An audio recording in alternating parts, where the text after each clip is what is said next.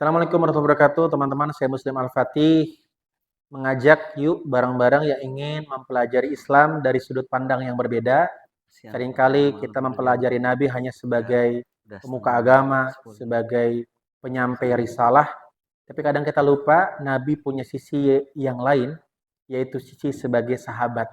Sisi dari sudut pandang ternyata Nabi itu orang yang sangat asik, Nabi nggak baperan, dan yuk bareng-bareng pemuda yang mau belajar tentang sisi Nabi dari sudut pandang sebagai sahabat, teman ngobrol yang asik, bareng-bareng belajar di Genoa Community, salah satu wadah untuk mempelajari Islam dengan cara yang asyik, tanpa menghakimi, dakwah merangkul bukan memukul, menasehati bukan menghakimi, membersamai bukan kemudian hanya sekedar menyalahkan.